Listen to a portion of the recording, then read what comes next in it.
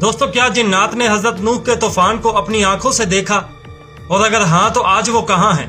یہ طوفان زمین پر بسنے والی ہر چیز کو بہا لے گیا تھا، انسان جانور سب کچھ ختم ہو گیا تھا، لیکن کیا واقعی سب کچھ تباہ ہو گیا تھا یا کوئی ایسی مخلوق تھی جو اس طوفان سے بچ نکلی؟ جنات انسان سے پہلے زمین پر موجود تھے۔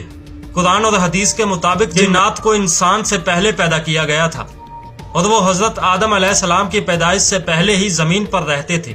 یاد رکھو کہ جنات پانی، آگ اور ہوا میں سفر کر سکتے ہیں، تو کیا وہ حضرت نوح کے طوفان کے دوران بھی بچ نکلے؟ کیا جنات نے طوفان کو اپنی آنکھوں سے دیکھا؟ کچھ روایات میں ذکر ہے کہ جنات نے طوفان نوح کا منظر دیکھا اور ان کے لیے یہ بھی ایک بہت خوفناک واقعہ تھا۔ کیا یہی وجہ ہے کہ مختلف علاقوں میں گمشدہ قوموں کی کہانیاں موجود ہیں؟ کیا یہ وہی جنات ہیں جو تب سے اب تک زندہ ہیں؟ کیا جنات آج بھی موجود ہیں؟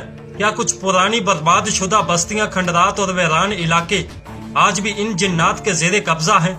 کیا وہی آج کے دور کی پر اسرار مخلوق سمجھے جاتے ہیں؟